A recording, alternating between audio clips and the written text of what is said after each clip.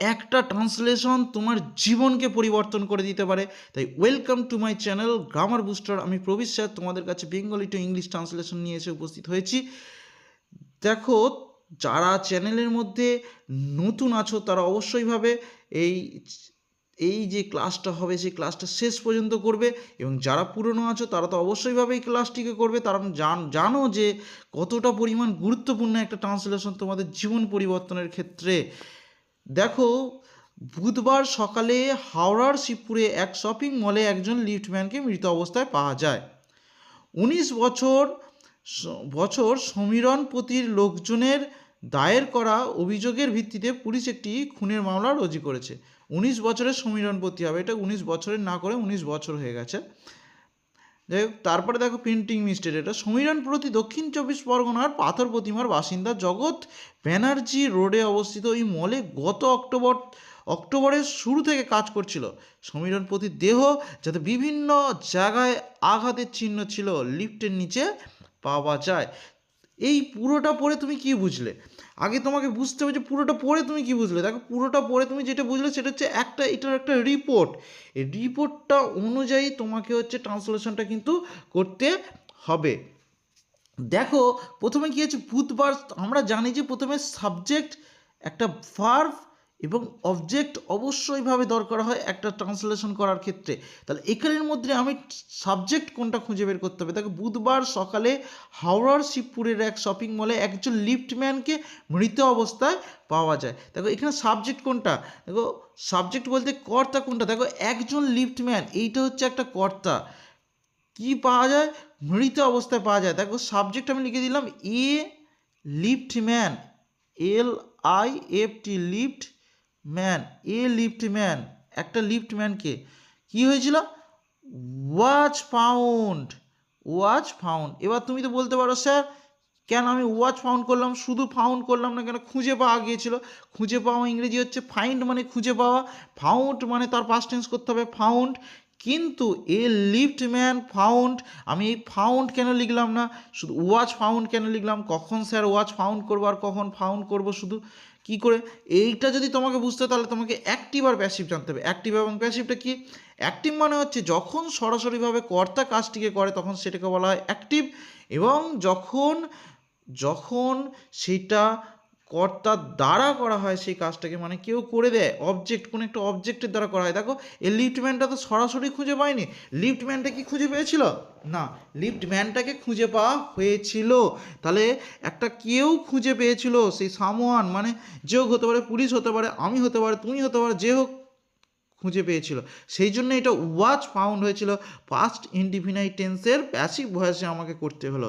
তাহলে দেখো, যদি আমি করে দিতাম যে এ লিফটম্যান ফাউন্ড, তাহলে লিফটম্যানটা খুঁজে পেয়েছে হয়ে যেত। তাহলে ধরো আমি লিখতাম যে a liftman was found dead, DEAD।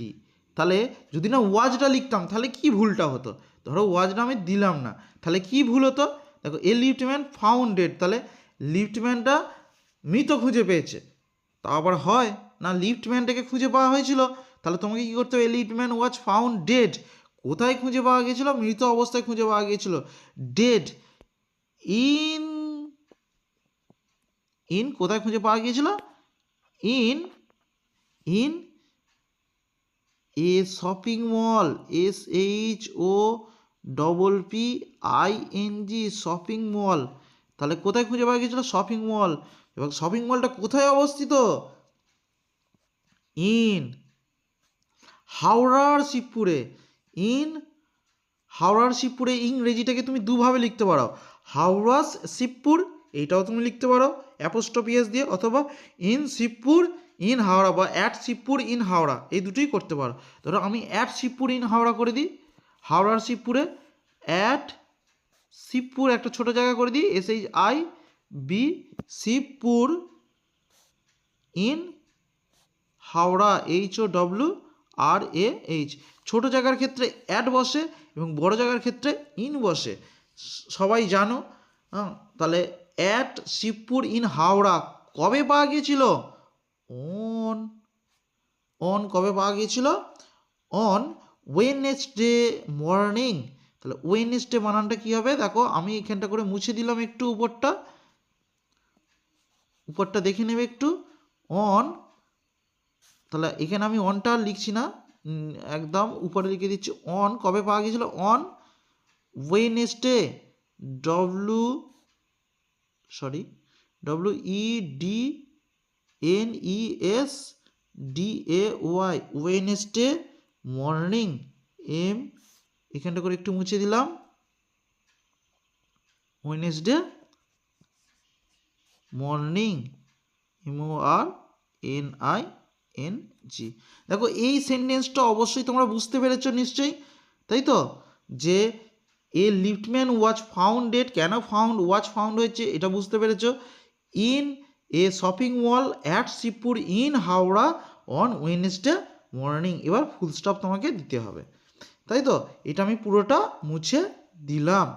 এবার সেকেন্ড সেন্টেন্সটা যাব, যদি কারো কিছু অসুবিধা থাকে এই সেন্টেন্সটার ক্ষেত্রে আমাকে অবশ্যইভাবে কিন্তু বলবে, ঠিক আছে, কমেন্টে অবশ্যইভাবে জানাবে। আর তোমরা কমেন্ট করছো না কেন, কমেন্ট করো, আমি বুঝতে পারছি না যে তোমাদের কতটা প্রয়োজন আর কতটা প্রয়োজন নয়, অবশ্যইভাবে জানাবে স্যার এখানটা এরকম করে বললে ভালো হতো, অবশ্যই আমি চাইবো, কারণ আমি তোমাদের কাছ থেকে কিছু শিখতে চাই, আমিও তোমাদের কাছ থেকে কিছু শিখবো।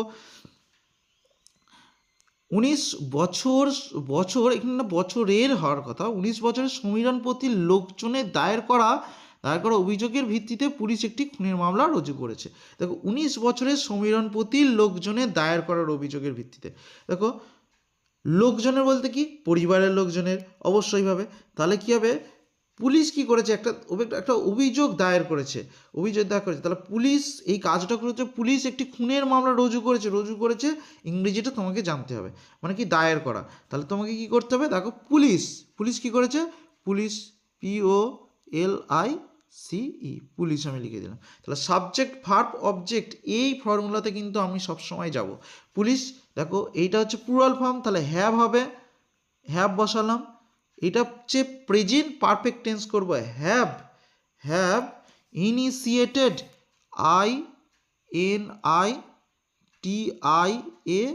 INITIATED, ইনিশিয়েটেড, কারণ কি হলো, এটা হচ্ছে প্রেজেন্ট পারফেক্ট টেন্স করতে হলো, প্রেজেন্ট পারফেক্ট টেন্সের রুলসটা কি, প্রথমে সাবজেক্ট হয়, তারপরে হ্যাভ অথবা হ্যাজ হয়, সাবজেক্ট অনুযায়ী হ্যাভ হ্যাজ বসে, পুলিশ যেহেতু প্লুরাল ফর্ম সেই জন্য হ্যাভ বসেছে, তাহলে হ্যাভ ইনিশিয়েটেড মানে হ্যাভের পরে ভার্বের থার্ড ফর্ম বসে, মানে আমার স্ট্রাকচারটা হচ্ছে সাবজেক্ট, তারপর হচ্ছে হ্যাভ অথবা হ্যাজ বসাতে হয়, তারপরে প্লাস ভার্বের থার্ড ফর্ম বসে, এইটা হচ্ছে আমার স্ট্রাকচার। তাহলে পুলিশ হ্যাভ ইনিশিয়েটেড, দেখো এটাকে আমি মুছে দিলাম, ইনিশিয়েটেড, কি ইনিশিয়েটেড করেছে, দেখো initiated murder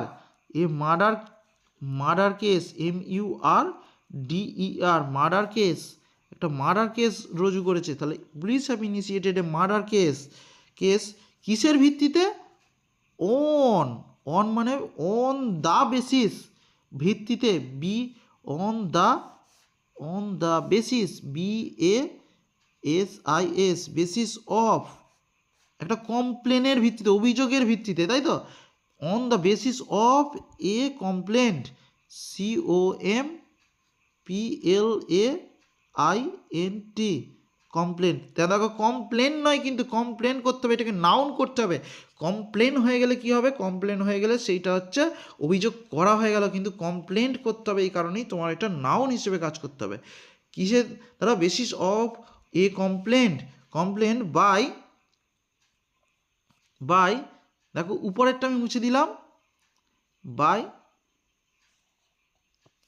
19 years old, 19 years, YEAR, 19 year old, দেখো এবার কখন ইয়ার্স ওল্ড লিখবো আর কখন ইয়ার ওল্ড লিখবো, এটা ছোট্ট একটা গ্রামার তোমাকে কিন্তু বুঝতে হবে। দেখো আমি উপরেরটা মুছে দিলাম, হ্যাঁ উপরেরটা মুছে দিলাম, দেখো 19 years old কখন করব আর ইয়ার ওল্ড কখন করব, দেখো ইয়ার্স ওল্ড তখনই হবে যখন আমি এখানে হাইফেনটা দেবো না, এবার হাইফেনটা যদি দিয়ে দিই তাহলে কিন্তু ইয়ার ওল্ড লিখতে হবে, নাহলে কি লিখতে হতো, ইয়ার্স ওল্ড। দেখো ছোট্ট একটা এরার কারেকশন আমাদের বারবার করে আসে, অবশ্যইভাবে কিন্তু লাস্ট পর্যন্ত ফলো করবে। দেখো যদি ভালো লেগে থাকে একটা ছোট্ট টোটকা দিলাম, যদি ভালো লেগে থাকে তাহলে অবশ্যইভাবে একটা লাইক করবে এবং চ্যানেলটিকে সাবস্ক্রাইব করে রাখবে।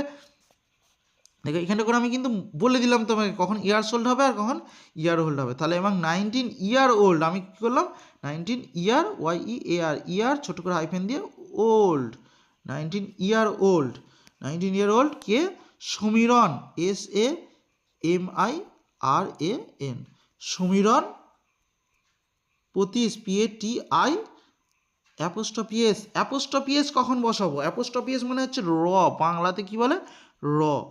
দ্য ফ্যামিলি অফ সমীরণপতি, এইটাও লিখতে পারতাম আমি, হ্যাঁ, আবার এইটা এখানটা মুছে দিলাম, দ্য ফ্যামিলি অফ সমীরণপতি এইটাও লিখতে পারতাম, অথবা আমি লিখতে পারি কি সমীরণপতিস ফ্যামিলি, FAMILY।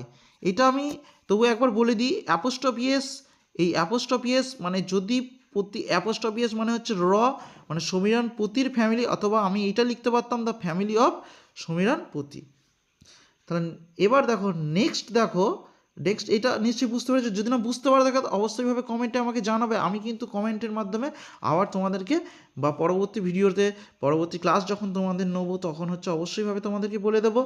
দেখো তারপরে তোমাকে তারপরে একটা লক্ষ্য করো, এটা নিশ্চয়ই বুঝতে পেরেছো, আমি এটা মুছে দিলাম।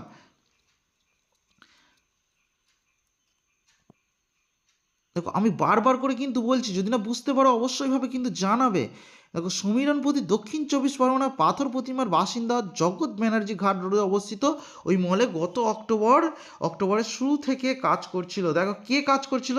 সমীরণপতি। তাহলে সমীরণপতি, তাহলে লিখে দিলাম কি সমীরণপতি, SAMIRAN, সমীরণ, SAMIRAN, সরি স্পেলিংটা ভুল লিখলাম, সমীরণ, RAN, সমীরণপতি, PATI। সমীরণপতি কী করছিলেন? দেখো সমীরণপতির পর সমীরণপতি গিয়েছিলেন, দেখো একটু দুটো সেন্টেন্স তোমাকে, একটা সমীরণপতির পর একটা কমা আছে, তাহলে সমীরণপতির পর আমি কমা দিয়ে দিলাম। এটাকে বলা হয় নাউন ইন অ্যাপোজিশন বলা হয়, নাউন ইন অ্যাপোজিশন বলা হয়, ইংলিশ গ্রামারে নাউন ইন অ্যাপোজিশন বলা হয়। দেখো সমীরণপতি রেসিডেন্ট মানে ওয়াজ আর রেসিডেন্ট অফ পাথর প্রতিমা না লিখে সমীরণপতি। দেখো আমি এইটা যদি আমি তোমাকে ভেঙে যদি তোমাকে দেখাই, দেখো একটু লেন্দি হবে কিন্তু তুমি ব্যাপারটা কিন্তু শিখে যাবে। দেখো আমি বললাম যে সমীরণপতি দক্ষিণ 24 পরগনা পাথর প্রতিমার বাসিন্দা, তাহলে Samiranpati was the resident, resident,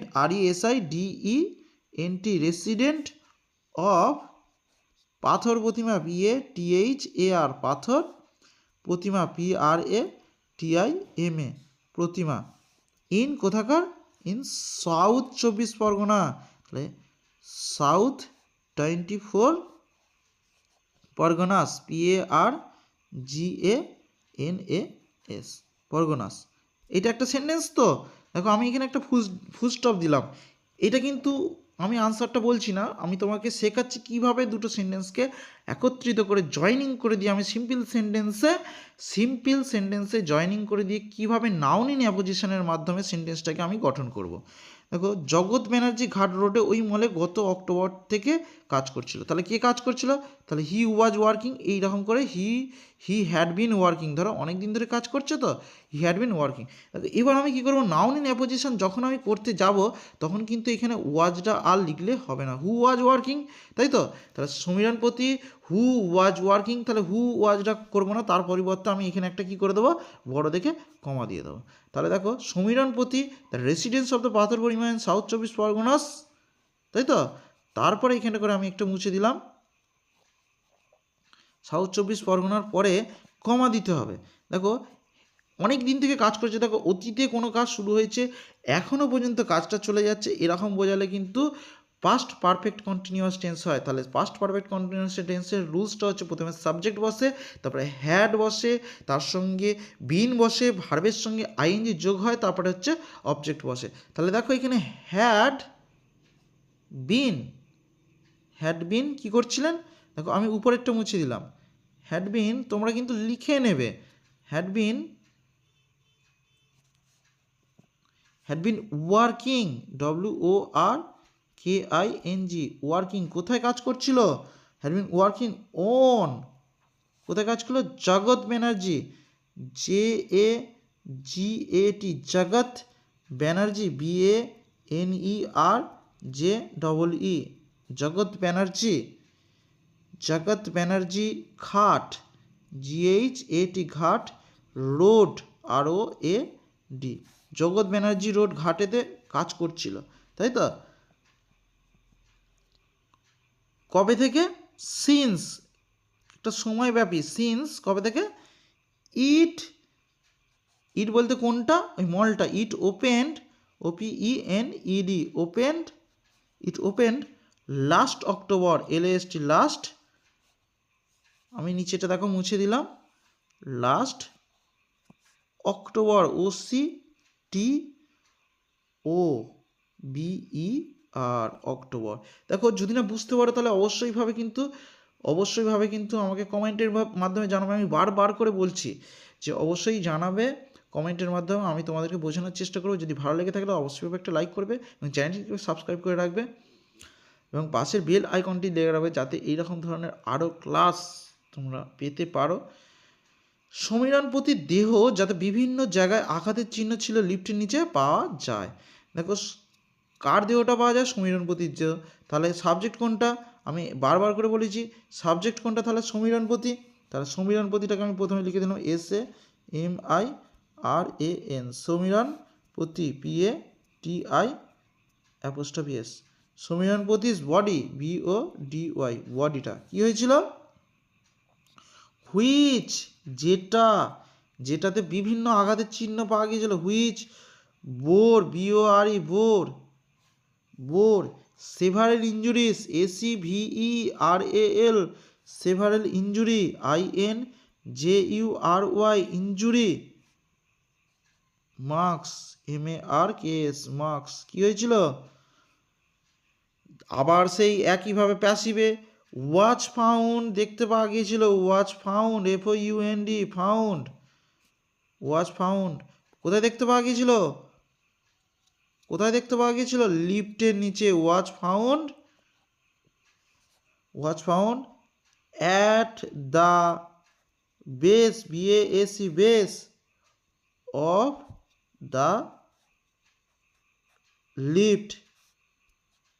তাহলে নিশ্চয়ই বুঝতে পেরেছ সমীরণপতির দেহ যাতে বিভিন্ন আঘাতে, যাতে বলতে কি? যাতে বলতে হুইচ, মানে যেটাতে বিভিন্ন জায়গায় আঘাতের চিহ্ন ছিল লিফটের নিচে পাওয়া গিয়েছিল। তাহলে যদি ভালো লেগে থাকলে অবশ্যইভাবে একটা লাইক করবেন, চ্যানেলটিকে সাবস্ক্রাইব করে রাখবে, যাতে এইরকম ধরনের ক্লাস আরও তোমরা বারবার করে পেতে পারো। Thank you for watching this video.